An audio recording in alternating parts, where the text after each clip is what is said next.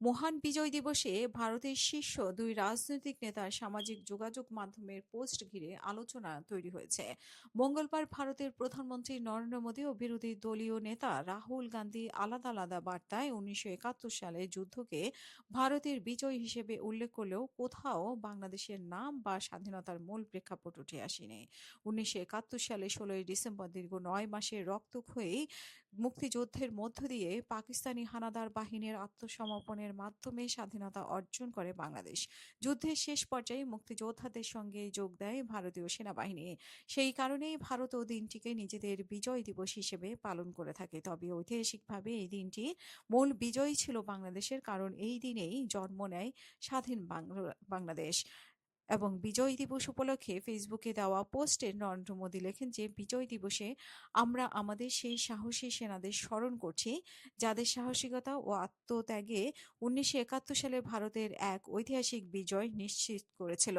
তিনি আরো বলেন, ভারত তাদের দৃঢ় মনোবল ও নিঃস্বার্থ সেবা ভারতের ইতিহাসে একটি গৌরবময় অধ্যায় হিসেবে চিহ্নিত হয়ে আছে এবং এই বীরত্বের প্রজন্মের পর প্রজন্ম অনুপ্রাণিত করে চলছে। পুরো বার্তায় একবারও বাংলাদেশের নাম উল্লেখ করেননি তিনি। একই দিনে সামাজিক যোগাযোগ মাধ্যম এক্সে দেওয়া পোস্টে কংগ্রেস নেতা রাহুল গান্ধীও 1971 সালে যুদ্ধ প্রসঙ্গে কথা বলেন। তিনি লিখেছেন, বিজয় দিবসে আমি আমাদের সশস্ত্র বাহিনী বীরত্বদের প্রতি শ্রদ্ধা জানাই, যারা 1971 সালে যুদ্ধে ভারতের সীমান্ত রক্ষার সময় বীরত্ব, নিষ্ঠা ও অটল সংকল্পের মাধ্যমে ইতিহাস গড়েছিল। তার বক্তব্যের ও যুদ্ধটি কোথাও বা কারো সঙ্গে হয়েছিল সেই বিষয়ে কোনো উল্লেখ করা হয়নি। এর আগে ভারতের সেনাবাহিনীও আলাদা এক পোস্টে বিজয় দিবস পালন করে।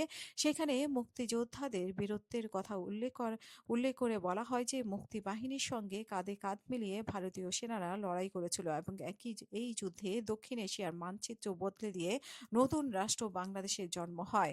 তবে রাজনৈতিক নেতৃত্বে সাম্প্রতিক পোস্টগুলোতে সেই প্রেক্ষাপট অনুপস্থিত থাকায় বিষয়টি নতুন করে নজরে এসেছে। ইতিহাস অনুযায়ী পাকিস্তানি বাহিনী 1971 সালের 25শে মার্চ বাংলাদেশের জনগণের উপরে বর্বর হামলা চালানোর সময় মুক্তিযুদ্ধের সূচনা হয়। দীর্ঘ 9 মাস মুক্তিযোদ্ধারাই মূলত যুদ্ধ পরিচালনা করেন। ভারত 3 ডিসেম্বর যৌথ বাহিনী হিসেবে যুদ্ধে যুক্ত হয় এবং আত্মসমর্পণের দলিলেও পাকিস্তানি বাহিনী ভারত ও বাংলাদেশের যৌথ বাহিনীর কাছেই আত্মসমর্পণ করে।